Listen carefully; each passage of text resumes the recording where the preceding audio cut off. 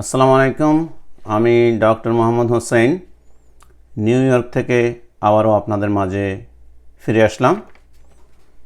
আজকের টপিকস হচ্ছে হাইপোথাইরয়েডিজম হলে কি কি খাবার খাবেন অথবা কি কি খাবার খাবেন না। Very hot topic. আমি কয়েকদিন থেকে চিন্তা করতেছিলাম যে আপনাদের সাথে এটা শেয়ার করব, বাট সময় হয়ে ওঠে নাই, যার কারণে পারি নাই। বাট আপনারা মনোযোগ দিয়ে এটা শুনবেন এবং আশা করি বাস্তব জীবনে এবং প্র্যাকটিক্যাল লাইফেও এটা আপনারা কাজে লাগাবেন, শেয়ার করবেন যাদের হাইপোথাইরয়েডিজম আছে। দেখেন, আসা যাক হাইপোথাইরয়েডিজমে কি কি খাবার খাবেন না। ফার্স্ট, হাইপোথাইরয়েডিজম যাদের থাইরয়েড হরমোন প্রোডাকশন কম হচ্ছে থাইরয়েড গ্ল্যান্ডের মাধ্যমে, সেটাকে বলে হাইপোথাইরয়েডিজম। আর যাদের বেশি হয় তাদেরকে বলে হাইপারথাইরয়েডিজম। সো হাইপোথাইরয়েডিজমে থাইরয়েড গ্ল্যান্ডের প্রোডাকশনটা, হরমোনটা কম হচ্ছে এবং এর পিছনে কিছু খাবারও জড়িত আছে। ওই খাবারগুলো নিয়ে আমরা আলাপ করব। কি কি খাবার খাবেন না আর কি কি খাবার খাবেন। ফার্স্ট আসেন কি কি খাবার খাবেন না। যেমন বাংলাদেশে আমরা যারা আছি তারা দেখবেন যে প্রচুর পরিমাণে সয়াবিন খাই। সয়াবিন তেল ছাড়া আমাদের রান্নাই হবে না। সো সয়াবিন কিন্তু থাইরয়েডের প্রধান শত্রু, এনিমি। এবং এই থাইরয়েড হরমোনকে এরা কি করে, সিনথেসিস হতে দেয় না, প্রোডাকশন হতে দেয় না। যার অল্টারনেটিভ হিসাবে আপনারা নিতে পারেন ভার্জিন কোকোনাট অয়েল, সরিষার তেল, নারকেল তেল, এগুলো আপনারা খেতে পারেন। তো সয়াবিন যারা খাবেন না তারা সয়া মিল্ক খেতে পারেন। সয়া সস, চাইনিজ ফুড, দেখেন চাইনিজ ফুড আমরা যারা খাই বেশি পরিমাণে, ওখানে কিন্তু সয়া সস থাকে। So soya sauce, soya milk এগুলো আপনারা কম খাবেন। Soya sauce, soya milk, Chinese ফুডে যে সয়া সস ইউজ করে এগুলো খাবেন না। এগুলা আপনার থাইরয়েড হরমোন প্রোডাকশানে বাধা দিচ্ছে। তাহলে সয়াবিন জাতীয় প্রোডাক্ট।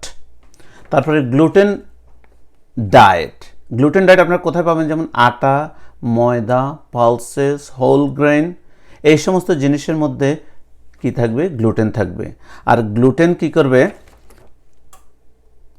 হজম হতে দেরি করে।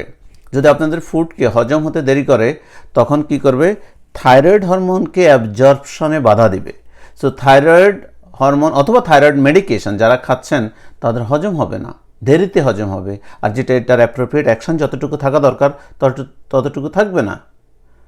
সুতরাং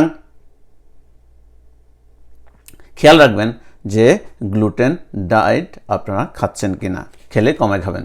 কিছু কিছু ভেজিটেবল আছে, ভেরি ইম্পর্টেন্ট। ফুলকপি, বাঁধাকপি, ব্রকোলি, সর্ষে, এই সমস্ত ভেজিটেবলগুলো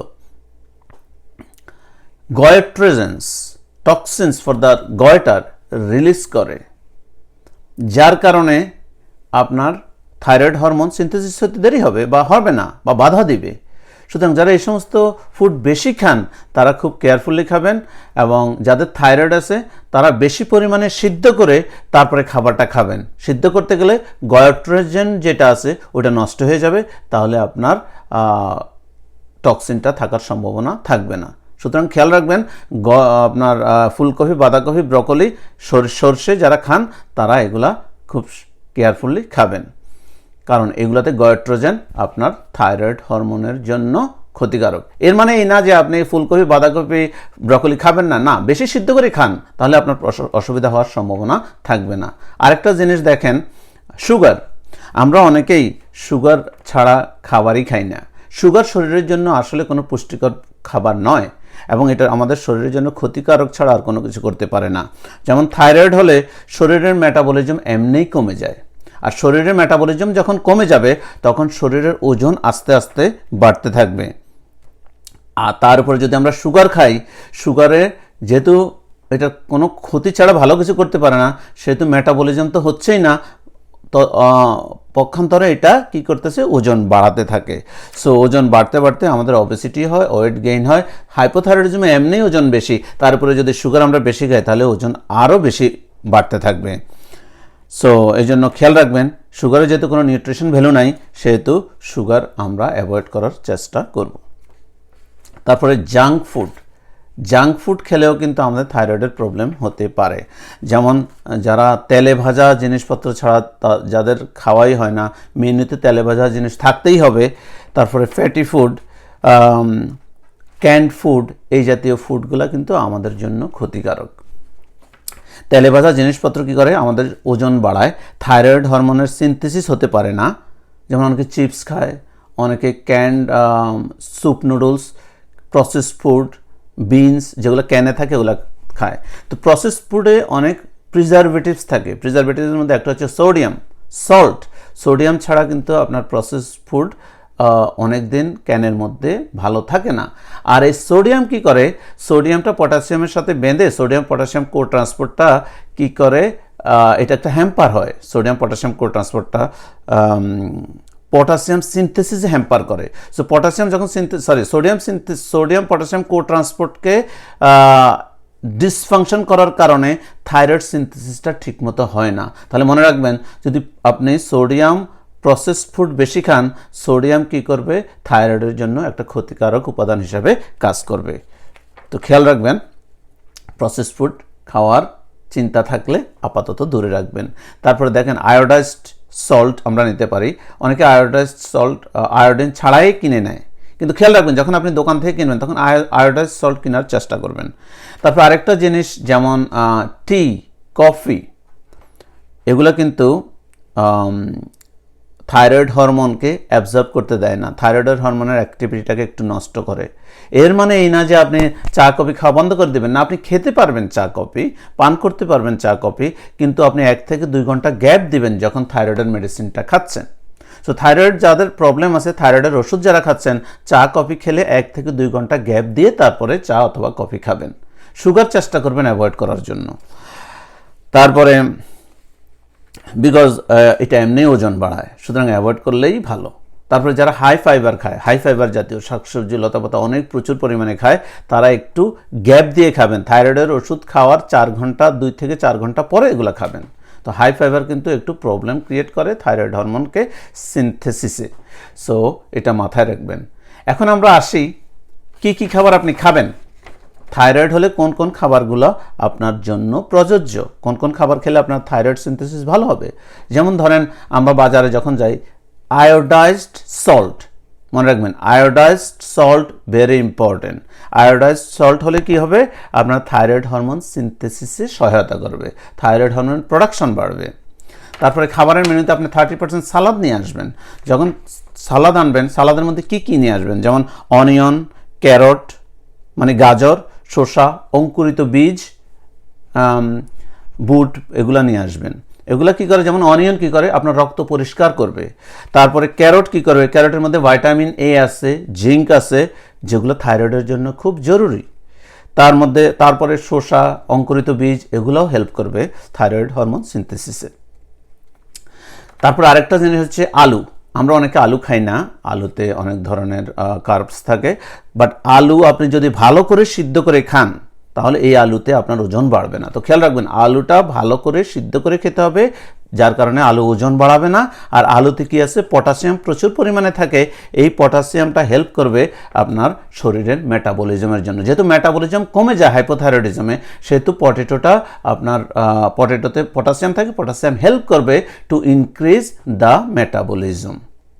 তারপরে শিম, মিষ্টি আলু, মটরশুঁটি, শিম বেশি করে খাবেন, কারণ এতে জিঙ্ক থাকে, আয়রন থাকে, সেলেনিয়াম থাকে, প্রোটিন থাকে। সেলেনিয়াম একটা ভেরি ইম্পর্টেন্ট উপাদান ফর থাইরয়েড সিনথেসিস। জিঙ্ক আরেকটা উপাদান। কিছু কিছু মিনারেলস আছে যেমন ম্যাঙ্গানিজ, এগুলো বেশি করে খাবেন। যদি সাপ্লিমেন্টে এনাফ না থাকে, আপনি ট্যাবলেট হিসেবে মার্কেটে পাওয়া যায়, কিনে নিতে পারেন। হেল্প করবে টু সিনথেসিস, টু প্রোডাক্ট মোর থাইরয়েড হরমোন। তারপর আরেকটা জিনিস আপনি নিতে পারেন, ব্রাউন রাইস অ্যান্ড ডাল। ব্রাউন রাইস অ্যান্ড ডাল খেলে অনেক প্রোটিন পাওয়া যায়। প্রোটিন কিন্তু ওজন বাড়ে না, চর্বিও বাড়ে না। সুতরাং আপনার বেশি পরিমাণে ব্রাউন রাইস আর বেশি পরিমাণে ডাল খাবেন। যাদের কিডনি প্রবলেম বা আদার অন্যান্য প্রবলেম থাকে তাদের জন্য আলাদা, তারা ডাক্তারের পরামর্শ মতো খাবেন। যদি আপনার আদার কোনো প্রবলেম না থাকে তাহলে ব্রাউন রাইস অ্যান্ড ডাল বেশি পরিমাণে খাবেন। Vitamin B complex, vitamin D, vitamin C, এগুলা খুব জরুরি।